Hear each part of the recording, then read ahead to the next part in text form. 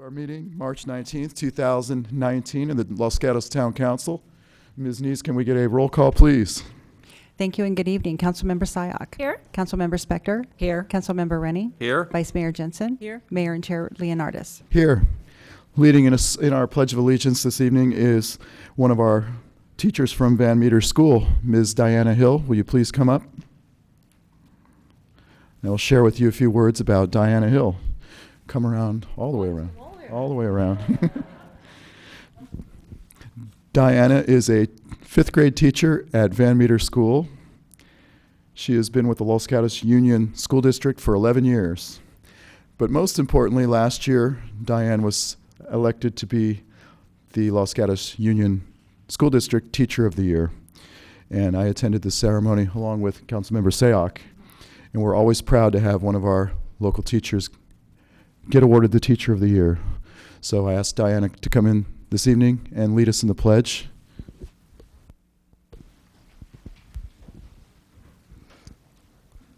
Ready? Begin. I pledge allegiance to the flag of the United States of America and to the republic for which it stands, one nation, under God, indivisible, with liberty and justice for all. Thank you so Thank much. you so much. It's truly an honor. Thank you Shake so much. everyone's Yeah, hand. For sure, absolutely. Dianna, let's get a photo real quick. Great. Thank you. This is for you.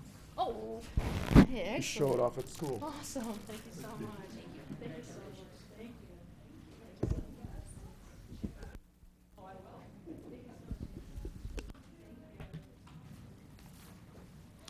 A round of applause for Miss Dianna Hill.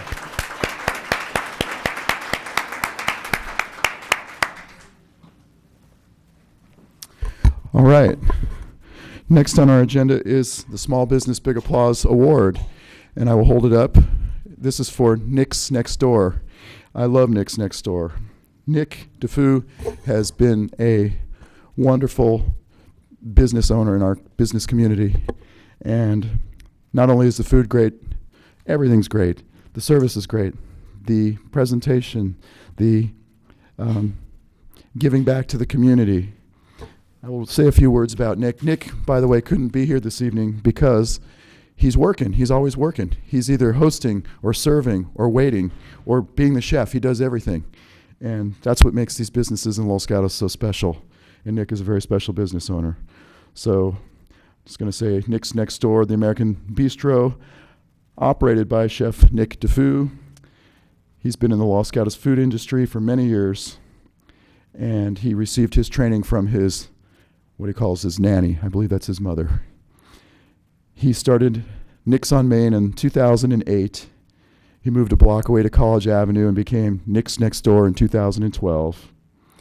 He's there every night cooking and personally engaging the guests. Of course, all the roles. He plays all the roles. If you haven't had a chance to go to Nick's Next Door, go. It's a wonderful experience. The food is great. And we look forward to many years of Nick's Next Door being in Los Gatos. Thank you very much. We'll give him a round of applause for live television.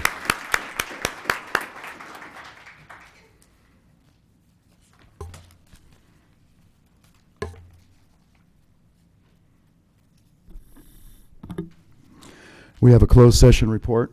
Yes, good evening. Prior to tonight's regular session, council met in closed session to discuss real property negotiations. The property discussed was the property that the town owns on Tate Avenue and the building known as Forbes Mills. As to both properties, no action was taken that requires reporting under the Brown Act. Thank you. Next on our agenda is verbal communications. If you would like to speak on any item which is not on the agenda, please fill out one of these cards. And we have one card for Karen Briones.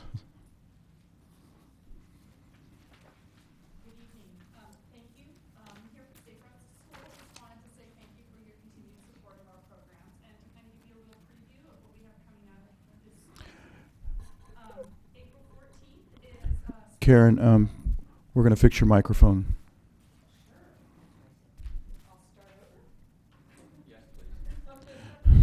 Is that a little better? Much better. All right. So I'm Karen Briones, and I'm with Safe Routes to School, and I want to thank you for your continued support of our programs, and I'm here to give you a little preview of what we have coming up this spring. On April 14th, it's Spring into Green here in Los Gatos, and we'll be back out this year. This year we're going to be doing helmet fittings and helmet decorating and helping with the Class 4 bike demonstrations, bike lane demonstrations. So come out and see our volunteers. They can really help you out. April 22nd is Earth Day.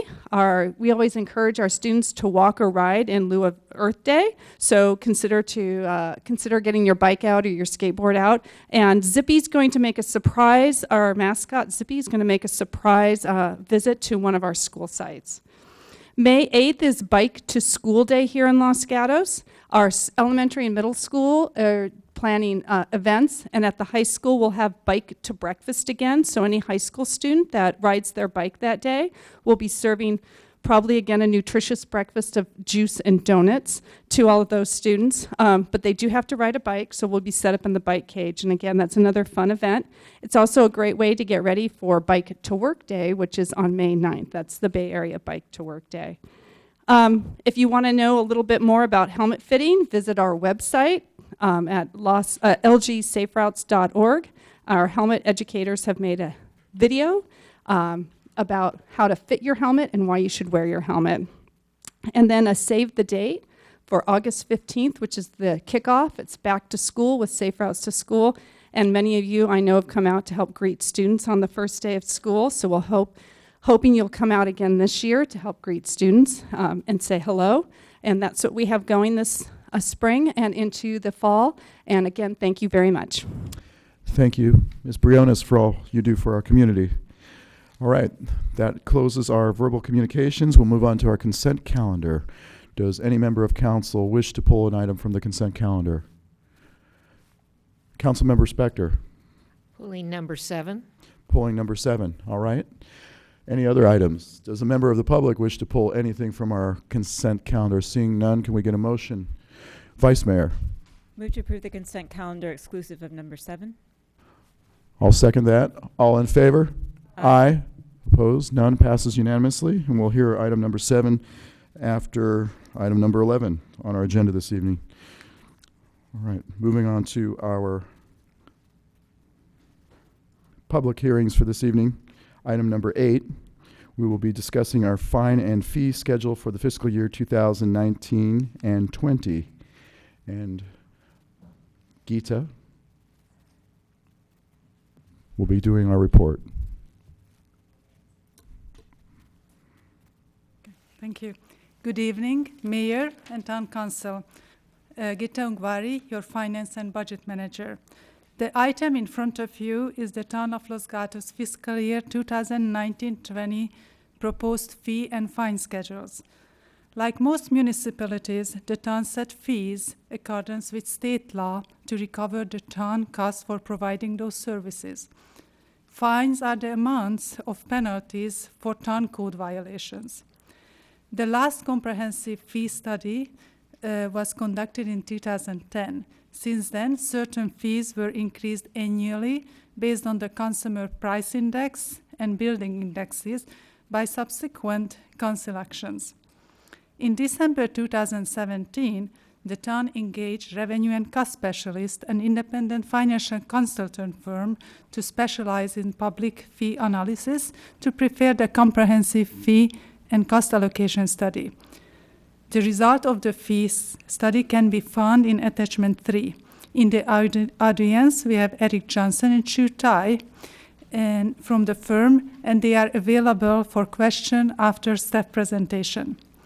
Staff drafted a proposed fee schedule based on the result of the study, the California government codes, affordability, prior council actions, and parity to other jurisdiction. You can see the drafted fee schedule, Exhibit A to Attachment 1. In summary, staff recommends most of the fees at 100% recovery. Previously subsidized planning fees are proposed to increase by 15%. Nonprofit special event-related fees would be subsidized by 75%, and recommending establishing new fees such as a feral cat feeding permit and business license processing fees. By a council member request, an alternative schedule is included in attachment 6 for your consideration as option 2. This option shows most planning fees that were previously subsidized are recovered at least 75%. The comprehensive fine schedule proposed several code violation changes to discourage certain behaviors in town as redlined in Exhibit A to Attachment 2. Several town departments conducted outreach to their prospective constituencies to inform them for the proposed fee changes. For example, a dozen service clubs and nonprofit participated in meeting to review the proposed changes related to special events. In conclusion, staff recommends that the Town Council adopt a resolution approving the comprehensive fee schedule for fiscal year 1920, either as presented in Exhibit A of Attachment 1 or as presented in Attachment 2. Staff also recommends that the Town Council adopt a resolution approving the comprehensive fine schedule for fiscal year 2019-20 as presented Exhibit A of Attachment 2. This concludes staff presentation.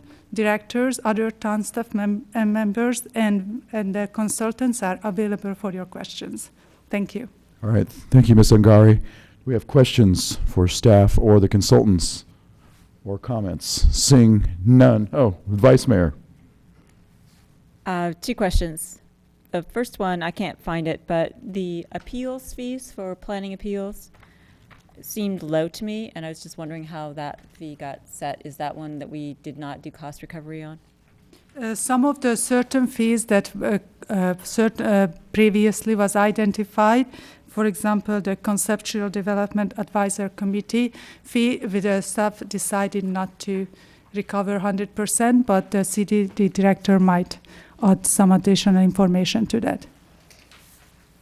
So I do know that CDAC is not being recovered, and that's fine. I'm just curious about fees for appeals.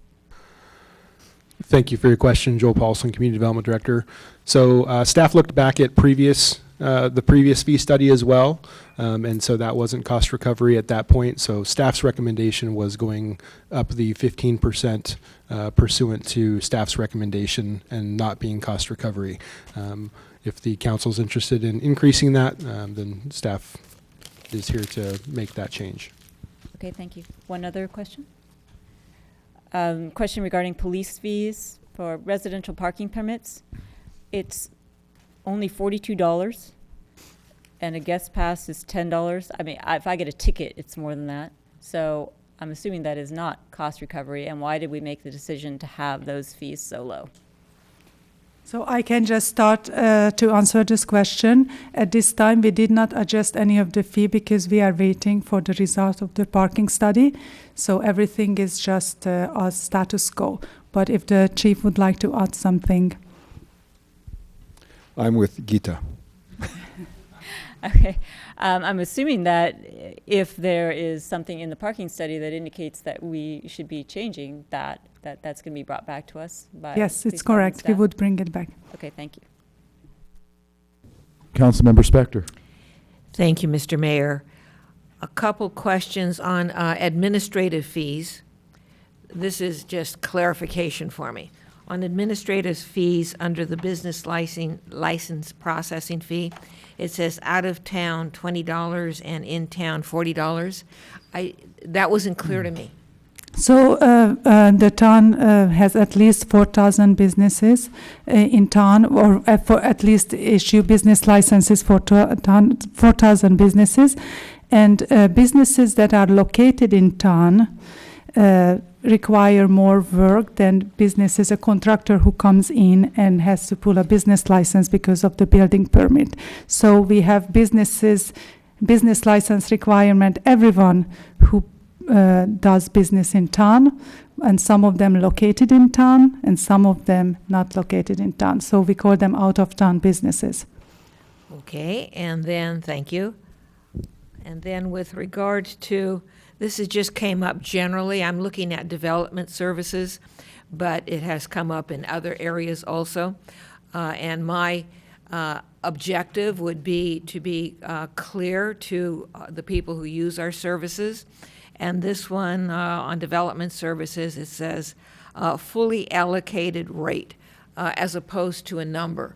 So for those services where there aren't numbers and dollar signs, but it just says things like fully allocated, how would a person who's using our town services know what he, she, or it is going to pay?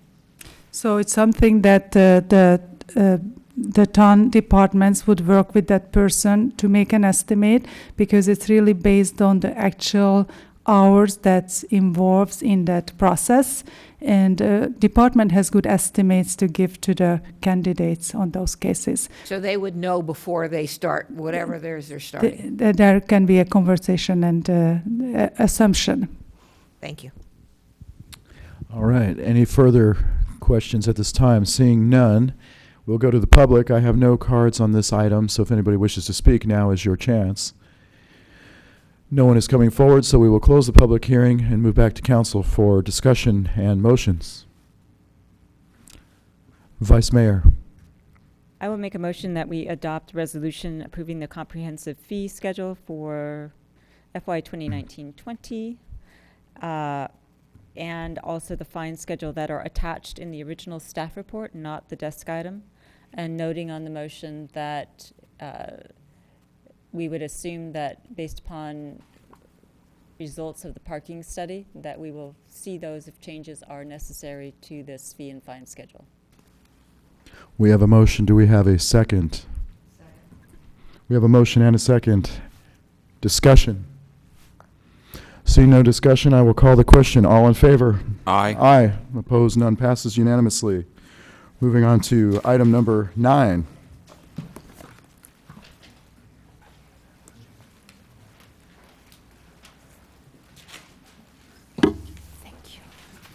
This is our school busing program. Ying Smith will be giving our staff report on this one. Yes, thank you, Mayor. Good evening, Council. Thank you. So, as the Mayor mentioned, today we're here to present to you the school bus business plan. Most importantly, this is the opportunity for the Council to discuss the issue of interest to you and provide staff the direction on the future of this program. So this is just refresh people's memory, but bring us all to the same page. The goal of this program is to reduce traffic congestion near schools. So we list the key program elements under the direction of the Council. The service started on January 7th this year. Thanks to the community support and great work of our student transportation provider, the town has provided safe and high-quality transportation for 9 weeks. So the business plan provides very useful information for ongoing discussion of funding, staffing, and program size. By starting the discussion early, the town will have more opportunities to explore resources which will help us create a sustainable program in the long term. So those are the same topics highlighted in the business plan, which is the attachment 1. We highlight the key topics we're going to cover this evening. Of course, if you have interest, we are happy to go into details of others. So I would really like to start with the strength of this program. The service is well received by the parents and the students, and also well received by the community. Despite its small size, the service is effectively tapping into the previous unserved market of student transportation. So you're probably familiar with the number we have been gaining riders, the number of subscribers over time. We are now reached the same numbers in the previous sign-up time. So the buses, based on the number of subscribers, are near capacity. So one thing to caution is, though, the ridership, the actual students riding on a daily basis is like roughly less than 50% on average. So we don't have the full understanding of why it's such. We do provide 2 possible explanations in the business plan. So the first topic is the service scale in 5 years. As we provide to you the analysis in the business plan, to reach the 10% automobile trip reduction at the key intersections, we need to reach about 10% of the student population. That would require more than 500 students. So based on the numbers, the potential to grow this program can go up to 6 routes in 5 years. We put the scale up between 2 and 6 routes.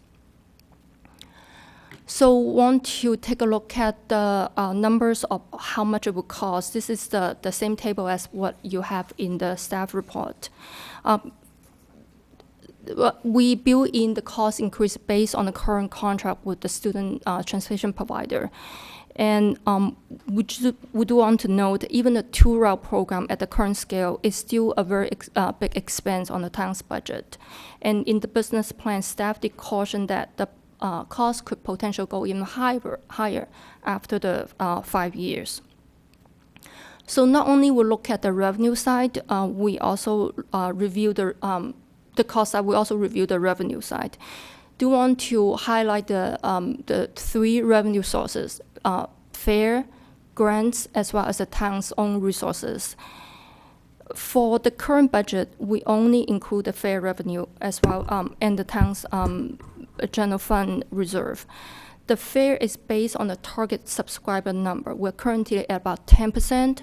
In the next year, we potentially go up to the 15%. We are basing the number at 60 subscribers per bus, which is an optimistic number, but it's achievable. Also in the table 5 in the business plan, we show the current year as well as what it takes if we want to set an ambitious goal of 30% fare box recovery. So basically, that would require annual increase of the fare increase of 30% starting year 3 to get to the 30% increase. So. Sorry, we want to go back. The second revenue source is grants. So we do want to highlight the conclusion that there's a great risk of relying on grant funds. That is not a dedicated funding source.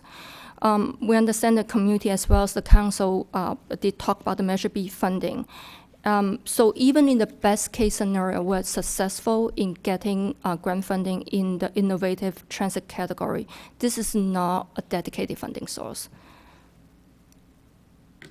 So do want to touch on the management challenges. The current program does put great financial as well as staffing burdens on the town. The challenge with the current management structure is that it's pulling resources away from other council priorities. So there's a trade-off we have to make. So that leads us to the next slide that we talk about some other options available. We do have detailed information on the 4 different options, and the table kind of highlight the pros and cons of those options. But until we have a funding partner, like other funding partners come on board, the town has the first 2, which is the current model, the town managed model, or outsource the management responsibilities to a consulting firm. If in the future we have other funding partners come on board, JPA, the Joint Power Authority, will become another option, which is the model that is used by traffic or Rinda school bus programs. That's the Danville San Ramon model. So in summary, we so far in this program, the concept of the pilot is to kind of prove whether this will work or not, whether we have this market. We have concluded that the service is well received by the community, and it is effective, even though it's a small scale. However, we do have a lot of challenges ahead of us, so which led staff to go back to kind of the original problem statement. So what is the problem we're trying to solve here? And are there other ways we can get to the same results? So here we do want to present to council 2 alternative models at a more conceptual level. We haven't gotten to the details yet, but we do want to share those ideas with you. So the first one is the VTA school tripper. So this is not a new concept. VTA is providing this kind of service in many cities throughout the county at no cost to those agencies. So in this model, the town would partner with VTA to modify VTA's existing routes or one route or more than one to serve the schools that we need the congestion relief. So the second concept is a van pool incentive program. So conceptually, the town could provide subsidy or incentive for school trips that are taken on a van pool instead of on a family car. So again, we just want to flow those ideas with you and just hear your feedback. So this is the topic we mentioned before, that what are the performance standards and metrics to evaluate this program. The program is very complex, so there are many standards and you can choose. Staff is recommending using number of subscribers as the primary performance standard.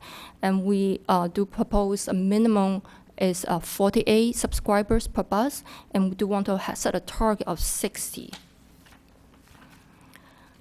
So other metrics will allow the town to measure the program from different aspects. Then again, this is for the council to kind of suggest to us what else you would like us to look at. So in closing, we highlight some of the topics for your discussion. We are interested in hearing the council as well as the community's input and direction. And this concludes my presentation. Be happy to answer your questions. Right. Thank you, Ms. Smith. Do we have questions for staff from council? None at this time. We'll open the public hearing. We have one card. Bob Buxton, please come forward. If anybody else wishes to speak, please fill out a card and bring it up.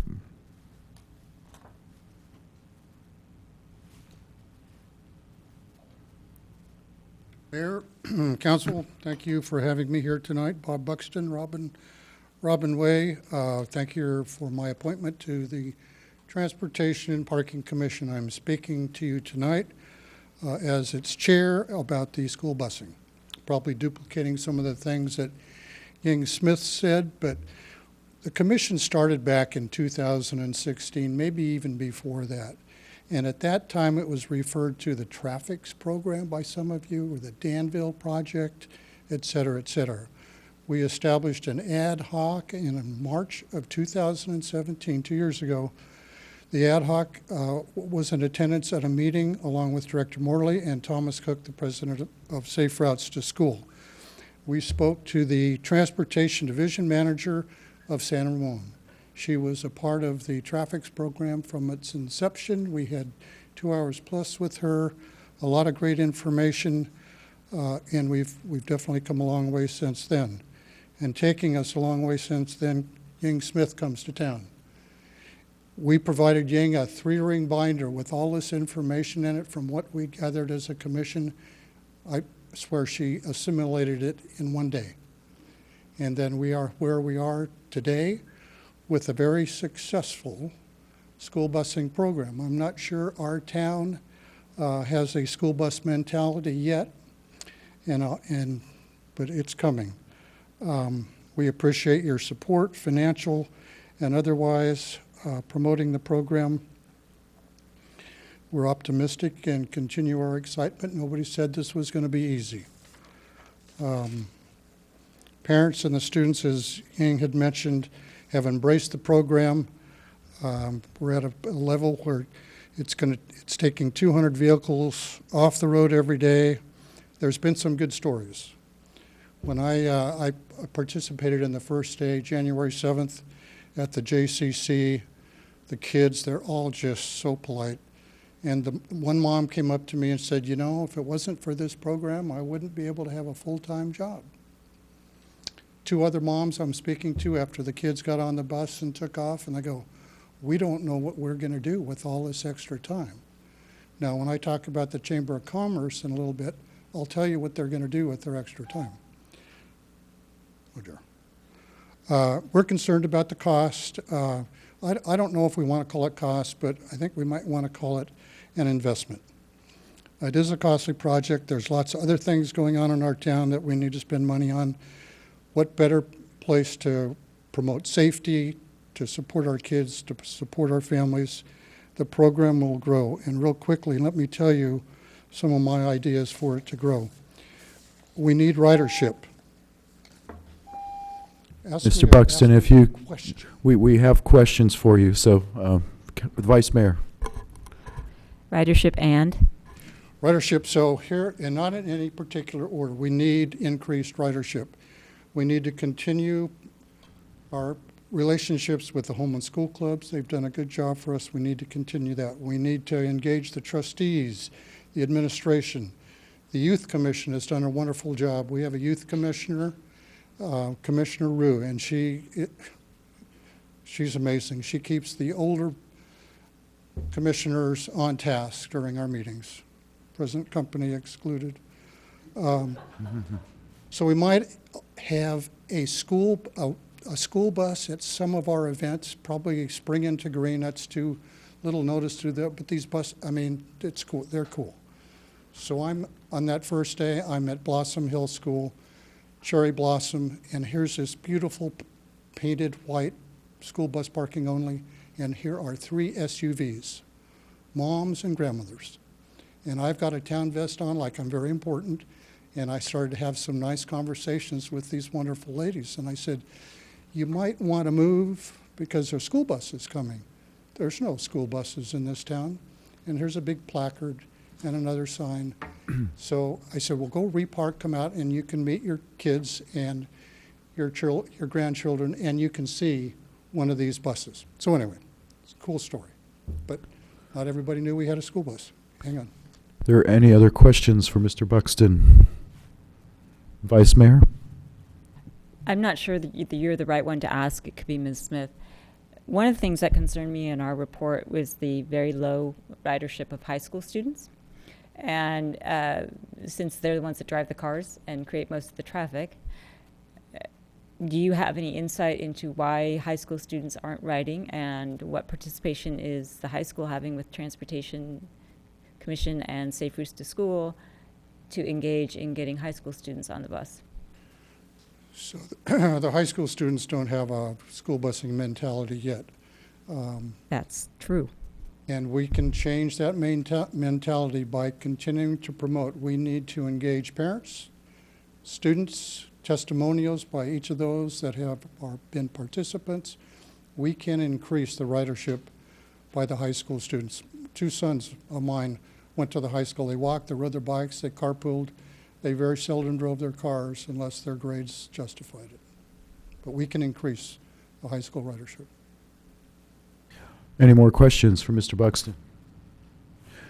Thank you very much for your presentation. Thank you. I had a couple other things, but it's good. All right.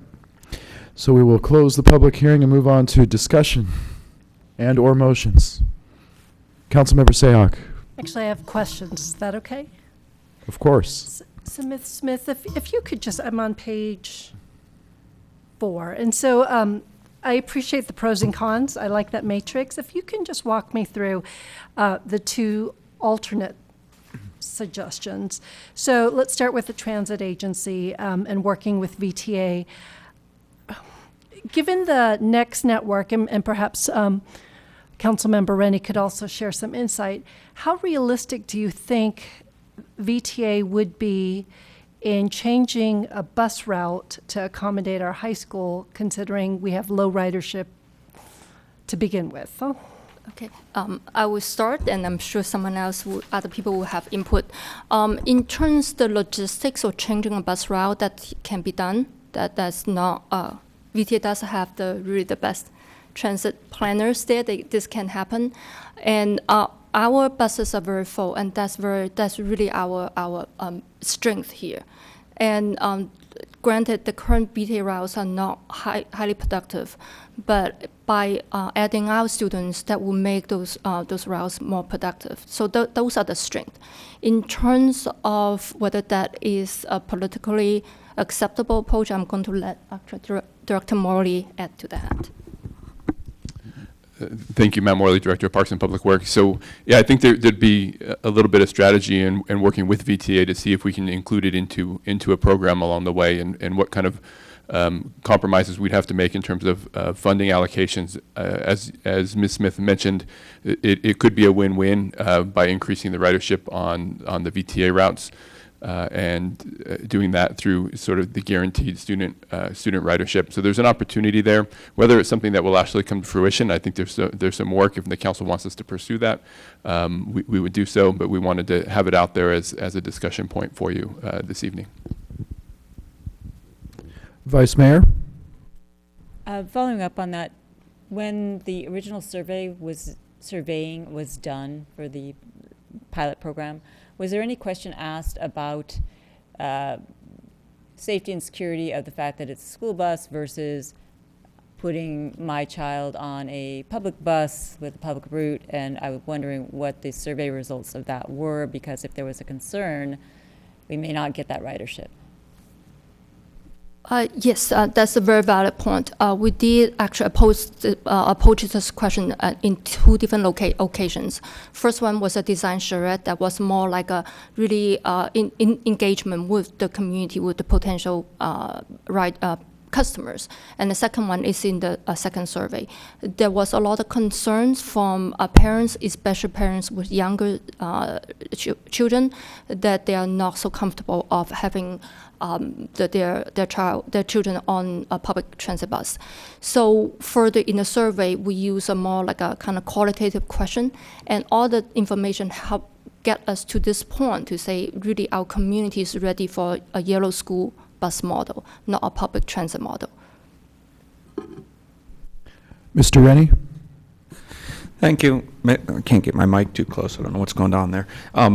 Let me just add a little bit of perspective. So I'm on the VTA board, and we are trying to fill a $20 million operating budget hole. So, we've already started, Director Morley and I from our different directions have started discussion about this, this idea of kind of taking it over for us. I would say it's a long shot to get VTA to spend any more money towards it. I can imagine them adjusting their route so that you have one route and maybe the times so they come down to the certain schools, but we're talking about wanting to get up to 6 so we can get students from all over the place. I have a very hard time imagining VTA is going to add six buses or snake a bus all through that or something like that. So I Director Morley's committed to keep talking to him, and so am I, but I think it's a bit of a long shot that this is going to be, we'd be able to go the VTA direction with this. Councilmember Sayoc. So thank you for all that insight. My next question, and it's similar to Vice Mayor Jensen's question about the survey. So if we were to look at the van pool option, it's not a yellow school bus, but do you think any of the concerns about safety would spill over into a van pool that doesn't look like a school bus? Or was it just the public aspect? We didn't actually test this idea with the potential customers yet. This is really probably the first opportunity to share with you. And a follow-up. And with the JPA, do you have some insights you can share of how Danville, how that financing structure worked? Because you would be sharing costs, but who do you share the costs with? So if we use Danville as an example, that's very, very different. They are getting dedicated funding from the sales, for the county sales tax. So in addition to that, all the cities within that area, they all are financial partners, plus the school district. I will call on myself. This weekend when I was driving up off of Summit Road, I saw Loma Prieta School District. Had a lot of buses sitting out there in the yard. And I thought of this idea, has staff considered potentially partnering with a neighboring school district such as a Loma Prieta or a Campbell Union School District if they have any excess capacity to perhaps bring the cost structure down? Yes, thank you for that question. Last year, when staff was preparing the feasibility study, we did actually approach both Campbell as well as Loma Prieta school districts.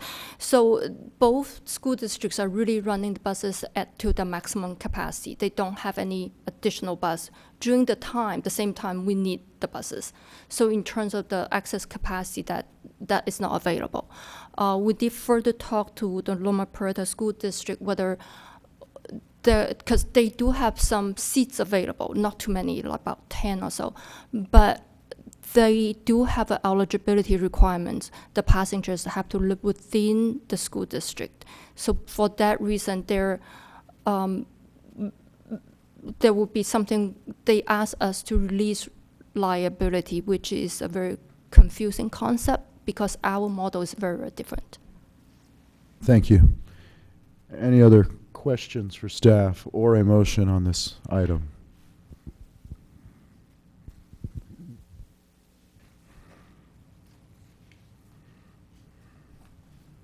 Vice Mayor. A procedural question.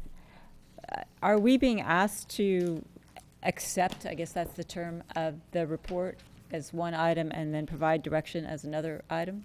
Is that correct? For this kind of report, you don't need to formally accept the business plan. We wanted to make it available so you would have the in-depth thinking and data behind it. But what we're really looking for is direction on the 5 questions on page 5 of your staff report as outlined by Ms. Yang. Okay. Councilmember Spector. Thank you, Mr. Mayor. Question of staff. Does staff have a recommendation? I.e., is staff recommending that we continue on with the current plan till the end of the year? This may have been in your staff report. So any recommendation from staff side? If I could jump in quickly. So we are planning and are moving forward with running the program through the next school year. So we had done an 18-month pilot. So we're definitely headed in that direction. We wanted to take the opportunity while we had a little bit of a sort of a pause in between signups and getting ready for the next year's worth of signups to bring a status report to the council, let you know how it's going, the positives, the high level of interest, and the negatives, the cost and the low ridership, and talk about some of those things. Doesn't mean we're not going to continue to work on those and to improve those. And Ying's been an amazing champion for the program in the community. So that's all work that will continue. But we did want to start thinking about the future and what the future looks like, and to identify if the council had any particular direction that they were interested in us starting to explore a little bit. This isn't the last chance at it. We'll be bringing this back to you again for actual decisions, at least in the future, if not future updates at the council's request. Councilmember Spector. Thank you. Thank you, staff.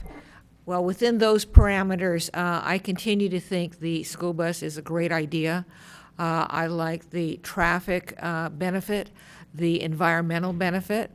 It's a little disappointing that not more people are using it, and that even those people who have signed up don't use it about half the time. I wished it was a more robust usage. On the other hand, it has just started, and I get that also.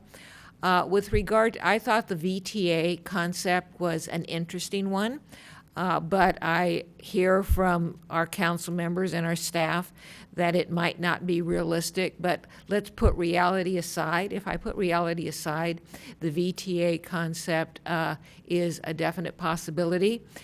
With regard to the van pool, because of the cost, I don't see that as a realistic path for us.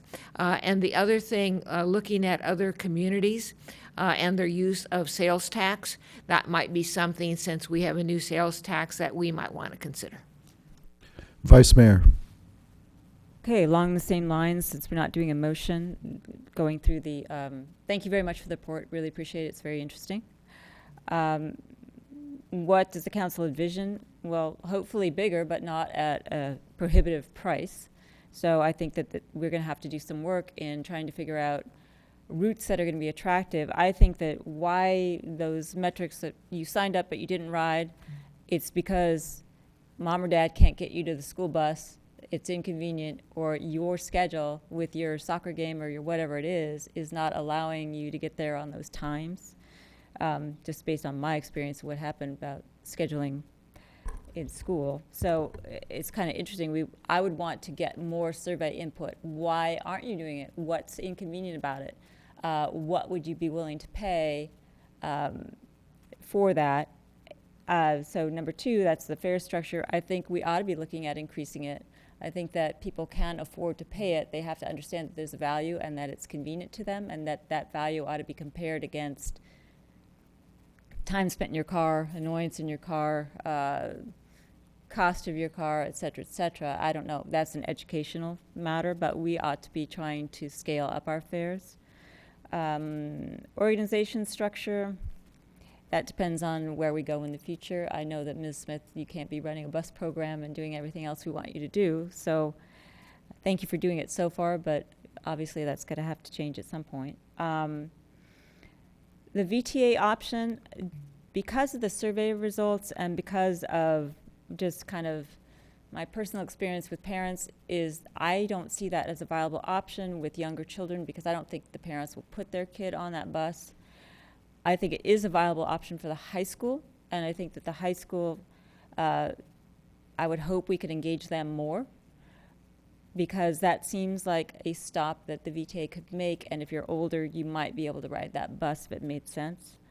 But I don't see giving over this program to VTA. I don't think is a viable option. I think the metrics are good, but I look forward to new survey results. Why are you writing it? Why aren't you? And along with Councilwoman Spector, I think we should be looking for financing options, and if we have any funds available from our new sales tax, that might be a good thing. And if we ever get our PCI to a point where we can use discretionary Measure B funds, that might be another funding option. Councilmember Rennie. Thank you, Mayor. So I'll add my thoughts also. So we are still very early in this. We're only 3 months in, and even in this 3 months, the initial sign-up was disappointing, and as parents saw other parents using it, we actually, our sign-ups have been increasing, and I think that as more people learn about it and they see the convenience to the parents, I'm hoping that more people will start using it. So I think of this as, let's demonstrate that people, we can get lots of people to ride that, and it's obviously going to take time. Is the startup period 2 years or 3 years to really prove that? I agree that we will want to start testing, pushing fares, but I don't think we want to test that too early. We want to first demonstrate that, yes, people do want to ride this, and let's not put variables in that might discourage them, but we're going to have to look at that in the future. And I'm hopeful that once people see how convenient it is, this survey result that said they won't pay more than $750 a year is maybe not true once they see, well, it really is worth more than that, but we need to prove that first before we scare them off. On the VTA model, I think that maybe we can get VTA we could try to take over the management of it, but not necessarily run their buses. What if we continue to use this service that's only for children, so they aren't scared off from a VTA bus, but VTA takes over the management of it, so that frees up our staff for some of the other priorities. And maybe there's some kind of hybrid model also. We get them to adjust the new 22 bus to align with the highest high school ridership, arriving at the right times at the high school kind of thing. So maybe there's some hybrids in there we can do, but with VTA, I'm having trouble of envisioning turning the whole thing over to them. I mean, we had a community bus that we started a few years ago. I don't know what it was, 8 years ago or 6 years ago, and that kind of ran as a community bus, and the concept was it was a community bus so people would ride it. Well, they got rid of it and just put a regular VTA bus, so it lost that community feel that I want to ride a community bus, and I worry the same thing. You turn this over to VTA, and then it eventually morphs into their regular routes, which then become too expensive, and they get rid of it. So we want to be careful what direction we want to go there. Councilmember Spector. Thank you. Following up on other council members, one additional thing is that it could be that by having the middle school students writing, now we're maybe having a pushback from the high school students, but those middle school students who are using it, since this is a brand new concept to us, they will then use it when they get to the high school. And this may be something that Mr. Buxton and company can be thinking about, and staff can be helping us with. But actually also the Youth Commission, to create a culture of using the bus. But there's probably a million reasons why high school students don't want to use it. But if they've used it as middle school students, they may be more likely to use it as high school students. All right, so I'll just add my comments. I concur with most of what has been said among my fellow council members here. I think we need to give it a little more chance, and I think we need to try to help potentially market it a little bit, or at least get the word out. As Mr. Buxton said, let's see if we can get the high schoolers riding it. As Councilmember Spector just said, perhaps the middle schoolers, when they become high schoolers, they will be used to it by then. But it's going to take a little bit of time to develop and get it going. As far as the support for it financially in the future, I don't think we have to make that decision at this point in time. This is an 18-month program. I guess it's already funded for 18 months. So let's see what happens, and we can make a decision about that in the future. So at this point, that's it. No motion needed. All right. Thank you very much for your report, Ms. Smith. We'll move on to item number 10. We're going to discuss the Policy Committee's recommendations for commission appointments for Policy 2-11. Yes, good evening, Council. I'll be giving the report. Before you tonight is the Policy Committee's recommendation for amendments to the Commission Appointments Policy and the Town Agenda Format and Rules Policy.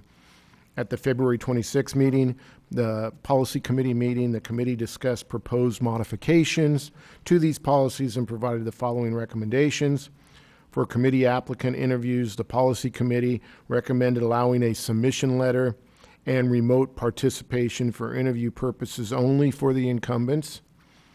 And for remote participation by committee members, the Policy Committee did not have a consensus, but they did agree that they felt like an allowable number might be less than half could be acceptable, but wanted to open that up to council's input on whether to allow for that remote meeting participation by phone for committee members. They did not want to make any change for council or for planning commission. The Policy Committee also recommended some language that we needed regarding special meetings. There were certain times when general meetings were canceled and made into special meetings in order to allow there not be an absence. And so we've added language to the policy that would make certain that you can't just change a general meeting to a special meeting in order to alleviate absences. So with that, the town clerk is here for any other questions too you might have. But it's open primarily for discussion to talk about the remote participation. All right. Thank you, Mr. Schultz. Are there any questions for staff at this time? Seeing none, we will move on to the public hearing. And I have no cards on this item, so we will close the public hearing and move back to council for discussion and or motions.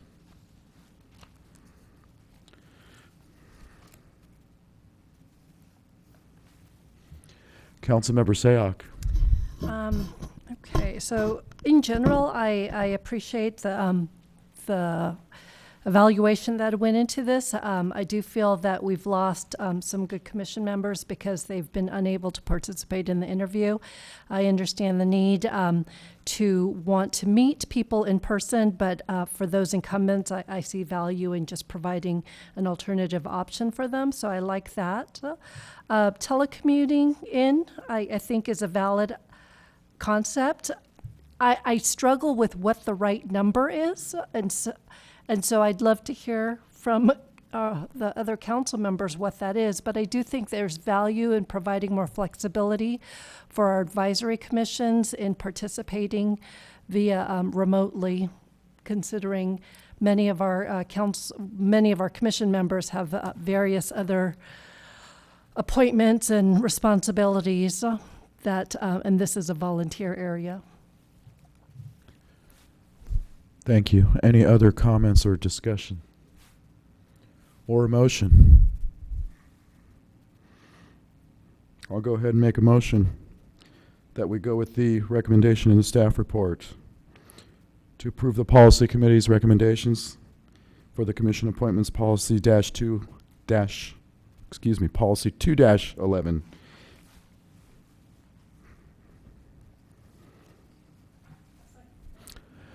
We have a second from Councilmember Sayoc. Any other discussion? Vice Mayor. Just a question that your motion is not addressing remote participation. Did you intend to leave that as is in the current policy? That's what my intention was, yes. Okay, thank you. That was the intention of the seconder as well. It is, but I do have a question of staff. Given that there's no specific number, how would staff address? Then it this falls part? back on the current language. It Okay. has to be an emergency. So Okay. we typically don't allow it under any circumstances. And have we defined what emergencies are, like unexpected? In the hospital or Okay. some other reasoning that you can articulate, but it's not just because you're out of town on business or you're out of town on vacation. Okay. Okay. Councilmember Spector, did you? No, my question was answered. Thank you. All right, we will call the question on this one. All in favor? Aye. Aye. Opposed? None. Passes unanimously. Move on to item number 12, which is, I'm sorry, item number 11, which is, there is no 12, but there is 7. And this is the streamlining, modifying the duties of new conditional use permits. Ms. Renn. Good evening, Mayor and Council. Before you this evening is an opportunity to stream another business process.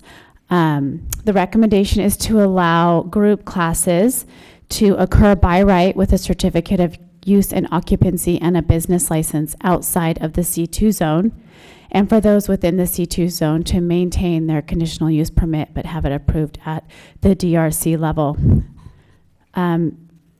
This, of course, is up to you if you'd like to kind of play with this a little bit, but this is the staff's recommendation is tonight. And we've brought this forward tonight to try to line it up with the other resolutions to make it streamlined and consistent for those businesses out there who want to come through in this trial period through the end of December of 2019. At this time, we do not anticipate bringing any other streamline items forward for policies for businesses unless the council prefers otherwise. So we see this as kind of wrapping up the questions that we typically have at the counter and from businesses to allow for the remainder of the year to provide some flexibility and see what it can do for our business mix. If you have any questions, I'm happy to answer those. All right, thank you. Councilmember Sayoc. So just a procedural question. Is there some benefit to having it end on December 31st versus looking at a full year or 18 months? Is it just administratively easier? What the anticipation of the staff was is to line it up with the other temporary resolutions so that the messaging can be consistent for property owners and for brokers. And then our thought is about the end of the summer, early fall, we'll come forward and kind of give you a report of what's taken place, what businesses have come forward, and then at that point take the temperature of the council to see if these are things we'd like to extend, perhaps make code amendments, or perhaps sunset at the end of the year. And then in your opinion, if you were to do that in the fall, and we're in March now, would that give you adequate time for this particular pilot to determine if this has helped? It's difficult to say. I actually think we will see more changes take place outside of the downtown. The downtown, the property owners tend to have a pretty good idea of what the kind of mix is that they're looking for. Some of them aren't interested in group classes, but I think outside of downtown and some of the strip mall, or not strip, but like the shopping centers, there are some vacancies that sit there that this may provide a benefit for them. And I foresee that being the bigger change. Thank you. Councilmember Rennie. Thank you, Mayor. So when I hear group classes, the first thing I think of are athletic classes, but aren't there other group classes that might occur in the downtown zone that aren't athletic? What might those be? Absolutely. So group classes are actually kind of tricky. As you saw in the staff report, it's not even a definition that we have in our code. It's something that we've morphed from the school definition because I think when the code was written, it wasn't something that maybe was known at the time. So aside from group classes, for example, the Bay Area Acting Studio, they had a CUP for classes. We saw Cucina Bambini. They would still need to get a CUP if they came through today because they have the alcohol piece, but they were one that would be a group class that's not athletic. It could be things such as painting, art, all kinds of crafts type items, anything where you're really coming together at specific times. And I think it really speaks to the difference between group classes and the schools, because when I think the code's intent for the school is really somebody who's coming to stay the whole day. So there's lots of traffic in the morning, lots of traffic at night. Whereas these group classes tend to provide synergy and stimulate the economy because they'll bring in, a group of people for an hour. And then those people sometimes tend to stay, socialize, shop. We often see retailers who group near specific types of group classes. So it often brings partner retailers or partner restaurants with them. So if I could follow up, so a place like Petroglyph, do they have a CUP that allows group classes? And what about is it called Out of the Box or something where the bookstore used to be? So they do not. They are one-on-one. So Petroglyph was here before. The CUP for group classes, I think, was necessary, or there's some kind of odd retail there. And then when Craft Box came in, they were actually a retail use, and so they've kind of morphed into something a little bit different. But we would look at those. I personally would define those as experiential retail. You're coming in, you're buying a product, you're paying for the product in there. You can, especially with the Craft Box, you can take it home to finish it. There's not always a need to do it in there. So it's much like also we had Warhammer that came through. They were a formula retail that got approved where you could buy the product and take it home and do it, or you could do it there in the store if you needed assistance. So we're really looking at those more of a retail experience. Okay, thank you. Any other questions at this time? Seeing none, we will open the public hearing. And we have no cards, so we will close the public hearing and go back to council for a motion or discussion. We have Vice Mayor.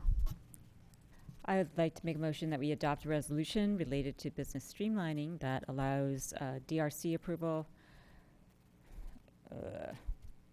whatever it says in staff report, read the whole thing. New conditional use permits for group classes to the DRC in the C2 zone, and removes the need for a conditional use permit for group classes in other commercial zones outside of the C2 zone, otherwise known as downtown, until December 31, 2019, to bring it in line with our other programs. Right, we have a motion. Councilmember Sayoc, we have a second. Any discussion? Any more discussion? Seeing none, all in favor? Aye. Aye. Opposed? None. Passes unanimously. Thank you. Now we will go back to item number 7 from our consent calendar, which was pulled by Councilmember Spector. Mr. Morley, do you have a report?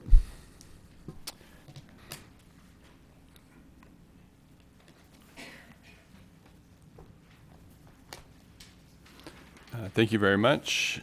So this item originated out of 2016 Measure B. As we're looking at projects and trying to get our projects listed on the upcoming list, and VTA budgets on a 2-year process with a 10-year look ahead. So to be included in that 10-year look ahead, you really need to have your projects funded in that first 2-year cycle to get it moving and get the momentum going. Our one big project in the highways program is the upgrade to our Highway 9 and Highway 17 interchange. And so we've been pushing hard to get that project listed. One of the things that has come up in the discussion since the time that Senator Bell was here visiting with us in the council has been the potential of doing some changes to Highway 17, including some efficiency changes to help the traffic flow through there, so there was less conflict through merges of traffic getting on the freeway and exiting the freeway and shifting over through the lanes. So with that, we asked VTA if it would be reasonable to expand the scope of our Highway 917 project to include an efficiency study or efficiency look at Highway 17, so to improve the flow of the traffic along that corridor. It seemed to be a reasonable request, and the big concern for us was we didn't want to make a big impact on what Los Gatos looks like as you drive into Los Gatos on the freeway on Highway 17. So views of the hills, trees, tree-lined freeway, that kind of a thing. So we were very clear with VTA that was important, and if that was going to be at risk, we weren't going to be as likely weren't going to be as interested in the project. Along with that, as the VTA was looking at whether the efficiency improvements would work on Highway 17 in terms of staying within the existing right-of-way, they took on looking to see if there was a potential for getting an additional southbound lane of travel as well as an auxiliary lane, and they think that all of that fits within the existing right-of-way on the freeway. So the question to the town was, is that something that the town council can support us looking forward at in terms of a preliminary design, and have still with the caveat that the town still has options to review it as it progresses. So we provided some very, very basic concept drawings for you through your packet and on the wall here at the council chambers to take a look at. These are simply a way of looking at space, so looking to see where the right-of-way is and if the lanes actually fit there. There's much work to be done in terms of a design. But assuming, so VTA wanted to get the council's commitment before moving forward on this. They're willing to assign $6 million worth of Measure B funds for the preliminary design, so there's an opportunity there to move this one forward from that perspective. Again, the council would have opportunities along the way to provide their input and to tell the VTA what they think of the projects as they're coming forward through that design process. So a big stop at the end of the design. And with that concludes my report, and certainly here to support any questions from the council. Thank you, Mr. Morley. Do we have questions for Mr. Morley at this time? We will go with the Vice Mayor and then Mr. Rennie. A couple questions, if I might. The chart that's up on the wall and the one that we got in our desk item that is showing the potential auxiliary lanes, it's from Lark to Highway 9. That's what, half mile, quarter mile? A good half mile, yes. Half mile, okay. And the lanes, the schematic I'm looking at appears to eliminate the median planter. That's correct. That's correct. So for my money, in terms of changing what it looks like on 17, that is a fundamental change. Mm-hmm. My next question is, you said $6 million VTA is ready to go forward with. Is that only if we say okay, extra lanes, or is that connected to, in our staff report, page 2, quote, through the process to establish the structure of and projects included in the 2016 Measure B, the town proposed upgrades to the interchange at Highway 9 and Highway 17 as its major project in this category. So is the $6 million you're talking about also available for simply the interchange project? I would expect the answer to that is no. The reason being that the interchange on itself doesn't stand hold well in competition with other projects in the region that are regionally significant, whereas including the efficiencies on 17 might change that conversation. Certainly doesn't mean that we wouldn't continue to push for that as we always do, but my impression is that it's not as likely to move forward. And so what other projects are in competition that VTA thinks it's not adequate to simply improve the exchange? Why does VTA believe that more lanes is the only thing that they would support? So I don't know the reason why what their reason is. I know that the highways program is oversubscribed, so there's $750 million allocated to the highways program over 30 years, and there's at least $1.25 billion of projects that are listed in it. So there's plenty of options in there for VTA to choose from. I think they'd be looking for a project that may be a little bit more ready to move forward at this point in terms of scope and design and regional impact. One final question. So a project with more lanes versus a project with interchange, based upon what you just said, both of them are about as equally possible to succeed, given VTA. I mean, if I add lanes, I'm not suddenly going to get a project. I'm still competing against those other projects that VTA is believing have more efficiencies. Based on my conversations with the VTA, I would expect that if we were to approve the action that's recommended tonight, that they would include $6 million in preliminary design environmental review for the project in their 2-year budget for the highways program. Okay, thanks. Mr. Rennie? Thank you, Mayor. So I think you answered part of my question. Was really trying to understand what was going to change. So we'd lose the oleanders in the median instead, and we'd have kind of a concrete barrier like we see probably the rest of the way up 17 into the mountains. And then I think you're saying we're not going to lose any trees on the side because we're staying in the right-of-way, but somewhere in the staff report you also said if any trees are lost, they'll be replanted. So there's a little bit of a contradiction there. Can you expand on that? Yeah, so VTA was wanted me, so there's a history with looking at improvements at the Highway 917 interchange, specifically around metering lights. And VTA pulled back on doing metering lights there because there was some risk to trees when they were looking at a project there. And they realized that the pushback was probably going to make the project not likely. So they wanted to make sure that it was clear that they understand the value of the trees and that that any trees that are needed to be removed with this, likely because of the interchange improvements more than anything, would be planted back on a 1-for-1 basis. And you can see, I think, if you look at the interchange, that there's additional landscape area that is included as some of the on-ramps are decommissioned that would allow for additional planting. So that was my intent, my understanding of their intent with that. Again, this is conceptual, so understanding what the actual plan does to trees or the median island is very hypothetical at this point, which is why it'd be necessary to have a real good stop at after design to make sure that the town had the opportunity to take a look at it. If I could just follow up. So two questions sort of related to that. So what you're saying is we might lose trees as we play with the interchange versus driving up to the interchange where most of the lane is. And then the second part of it, the design looks like we're getting rid of the clover leaves and we're kind of coming in with probably a left turn and a right turn lane instead of having two clover leaves.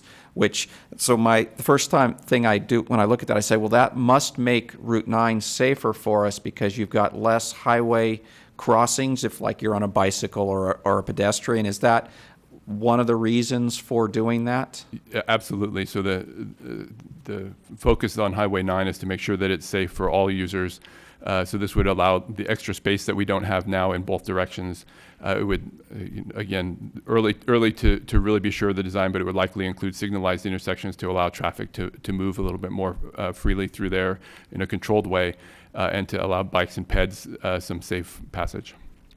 Okay, thank you. Councilmember Spector. Thank you, Mr. Mayor. When I pulled this from the consent calendar, I was mindful of the fact, in my mind, and it's consistent with what staff has said, that there really are two issues here. One is going forward with the Highway 9, Highway 17 interface, and the other one was the newer concept of this design change between Lark Avenue and Highway 9. I pulled it because of the latter.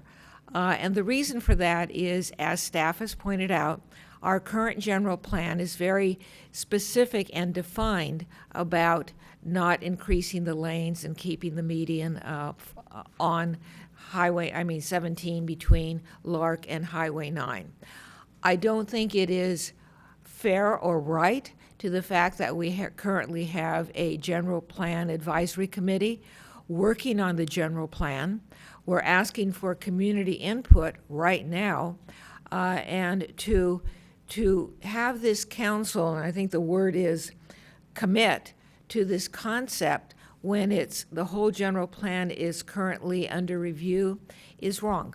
And so I would be supportive of the Highway 9, Highway 17, but not for even at this point, conceptual plan for something that might be totally inconsistent with the general plan that our community is examining. So we will go with Vice Mayor Jensen and then Mr. Rennie. If Councilwoman Spector wants to make that into a motion, I would second it. Oh, pardon me?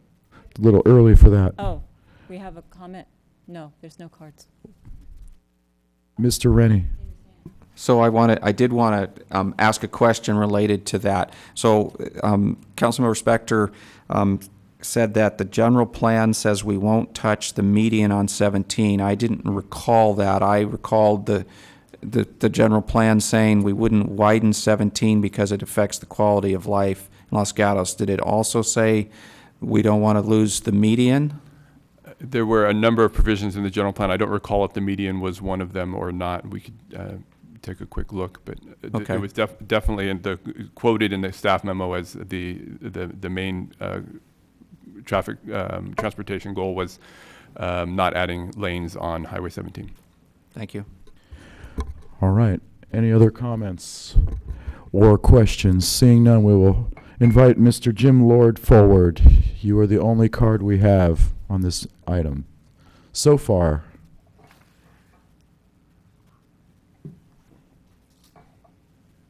Thank you. My name's Jim Lord. I've lived in Los Gatos for 25 some years. I live over by Lenardi's, and I'm a civil engineer, and I've been somewhat frustrated by the town's lack of action on really the widening of 17, because as the whole valley has grown, people want to get away from the valley on the weekends. They leave, they clog up 17, they back up, they fill all of Los Gatos, and those that live in my area, one, we can't get downtown.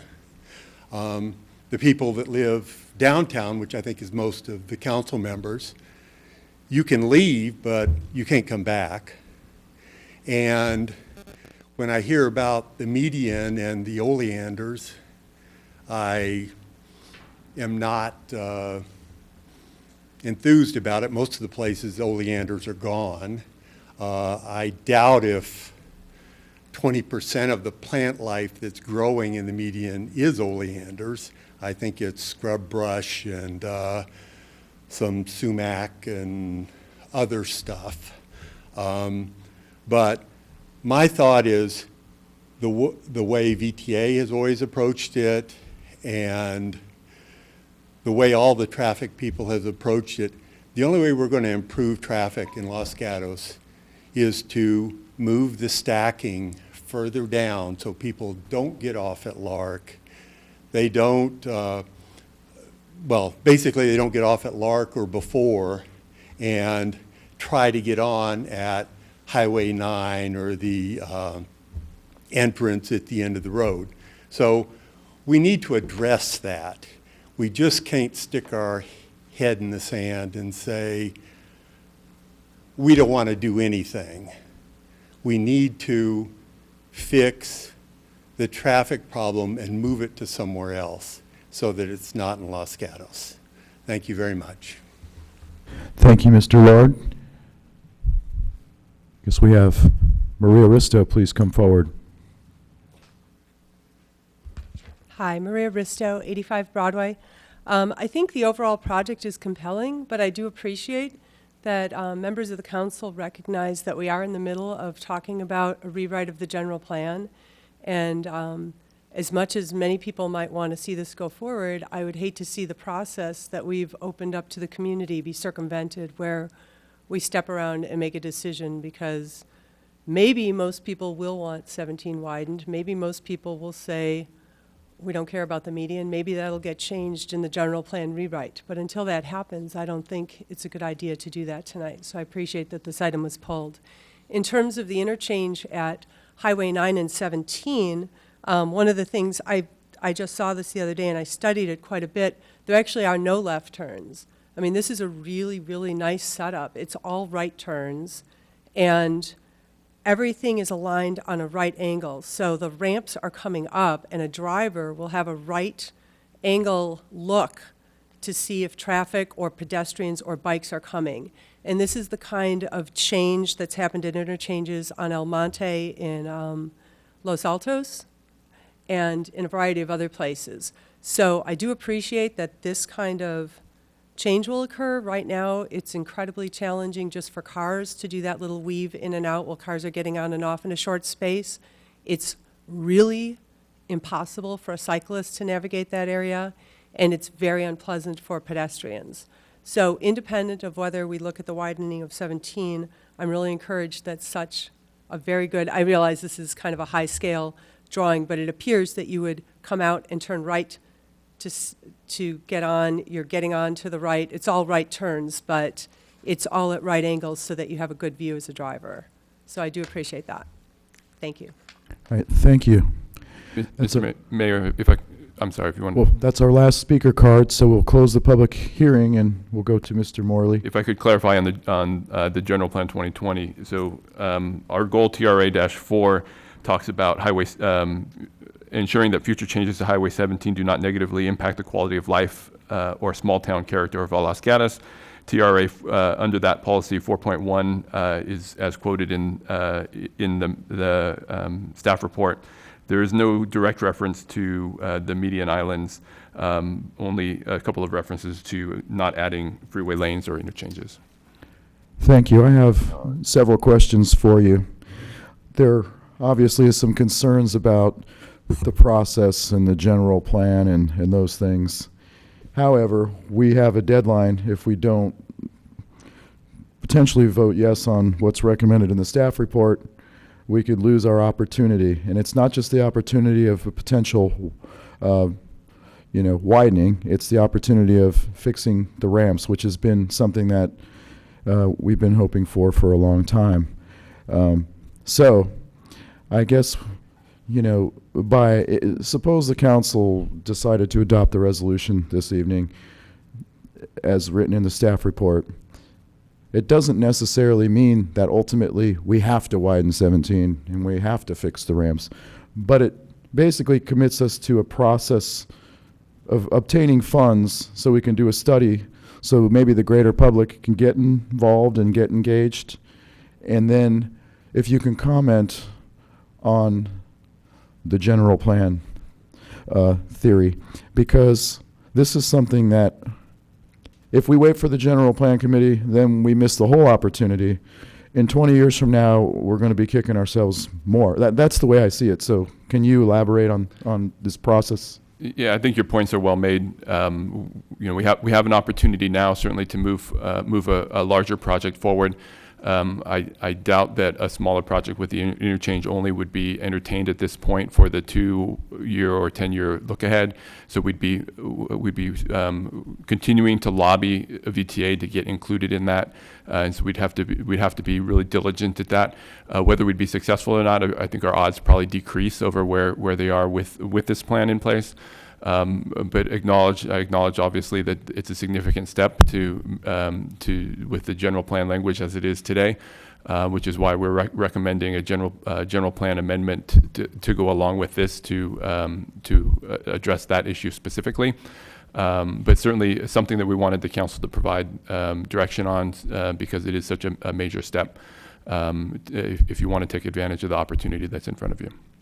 So, if we decide to take advantage of the opportunity, we keep the conversation going, and then if for some reason the general plan is not amended, right, so be it.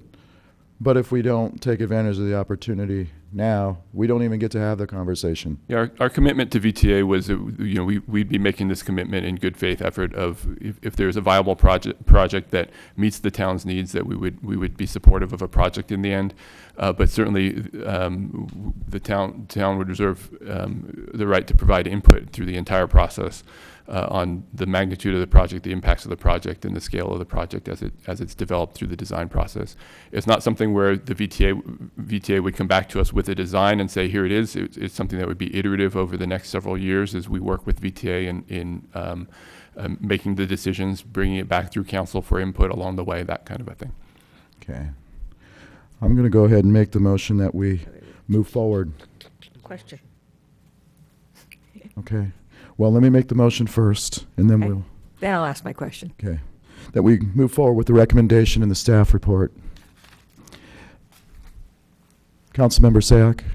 I know there's a question, but I will support the motion. And I just wanted to speak real quick to the general plan process. I understand it's underway, and I appreciate not limiting the scope of that discussion.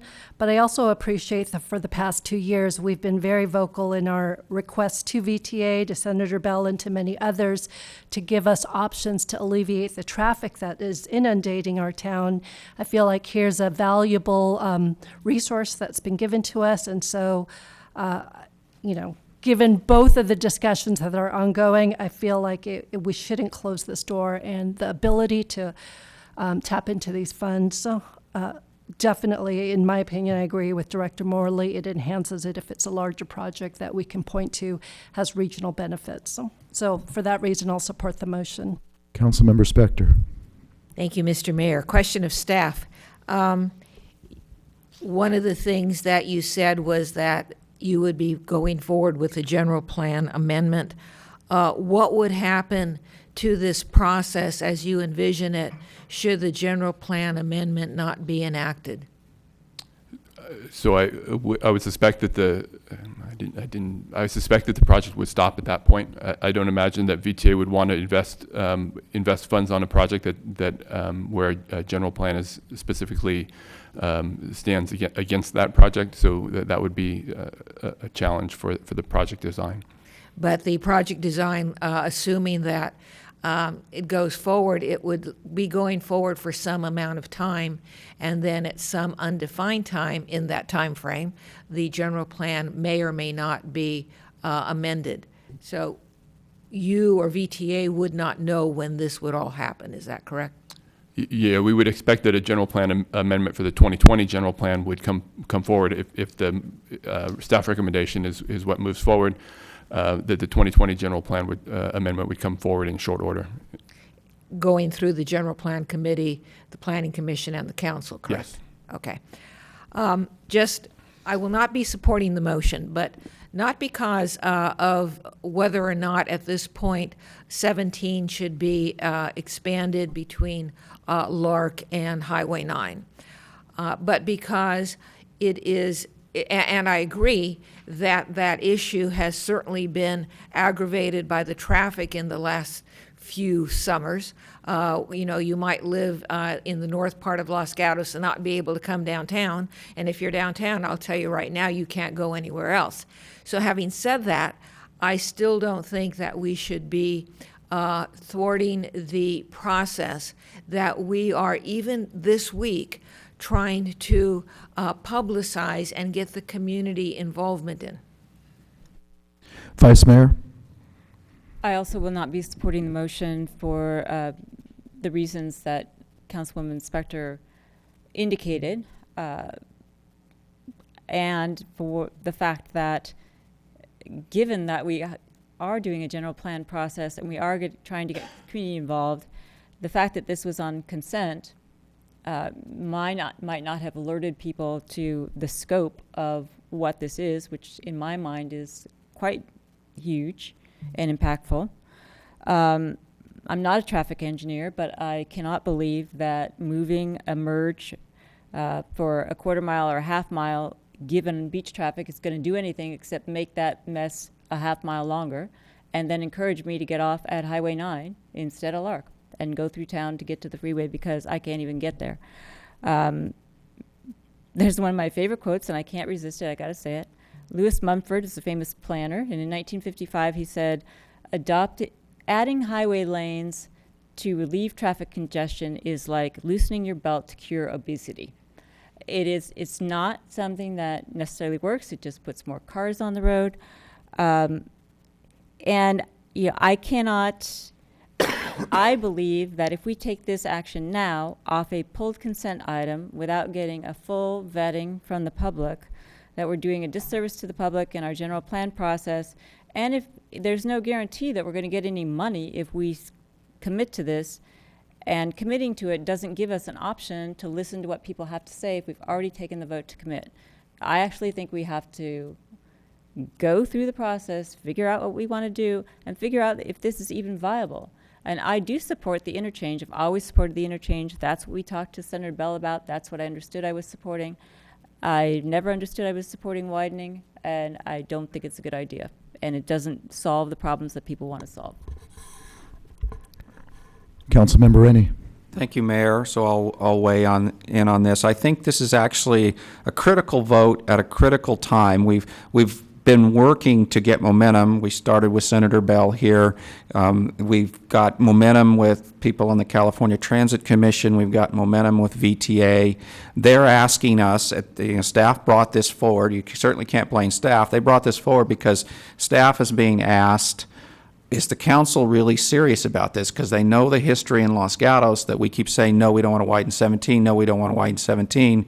For the last 2 years, we keep talking about, we've had a lot of discussions, obviously everybody's not in agreement, that we do need to do something on 17. So if we were to vote this down now, you can forget about the momentum that we've built, because the message to all of those people will be, this council does not want to widen 17. So in my opinion, this is really about letting them know what our opinions are.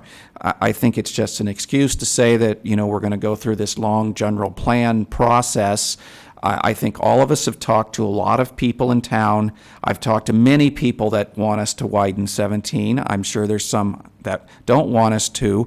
If we turn this into a real item, we probably could fill the entire chamber. Maybe it won't be 50-50, maybe it will be 50-50 on each side, and we'll still have to come up with what is our opinion of whether we should widen 17 or not. So this is really a question for the council members. What do we want to do? I don't think we need a process to go through all this process to find out that we're going to get a room full of people on both sides. So as I said, I think this is a critical time to send the message that, yes, we want to move forward with this. So I'll be supporting the motion. Thank you, Mr. Rennie. I will weigh in too. I was the one who wanted to put this on the agenda, and it's one of these situations where we almost missed an opportunity to even begin to become noticed. Los Gatos has, as Mr. Morley said, we have to compete for funds, and the deadline in order to compete for these funds was approaching. If we didn't get it on tonight's agenda, we wouldn't have the opportunity to even have anything. And the public, I think, will have plenty of opportunity to weigh in later on this subject, as well as the General Plan Committee, as well as the Planning Commission, and et cetera, et cetera. So if there's no more comments or questions, I will just call the question. All in favor? Aye. Aye. Opposed? No. So the motion carries 3-2. And we will move on to our next item, which is council matters. Councilmember Sayoc. Okay, the only thing I want to flag for council's review, Town Manager Pravetti had shared with the council the cities association's budget position, housing position, specifically on the bills that are moving forward that stem from the CASA Compact. There also is a request for any council members that would like to serve on the legislative committee to submit your application to the Select Committee of Cities Association. And if you could send that to either Andy Jordan or to Ms. Pravetti, and she'll be able to assist. Councilmember Spector. Thank you, Mr. Mayor. Since our last council meeting, the Finance Committee met and had a discussion of the Internal Services Fund, and we'll be sending a recommendation to the council. And then in addition, I had many meetings with members of the community. Thank you. Thank you. Since our last regular scheduled meeting, I attended the Treatment Plan Advisory Committee, West Valley Sanitation District Board of Directors meeting, and the Finance Committee meeting, as well as I helped an Eagle Scout with his merit badge talking about government, and I was on Dutch television, filmed a segment for the teacher housing project. I'll send you all the link. Vice Mayor. I have nothing to report. Councilmember Rennie. Thank you. Mine's very light also.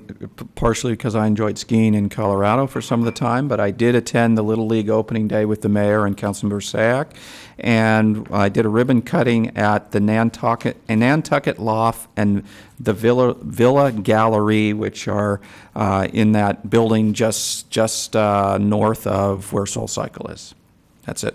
Thank you. Manager Matters.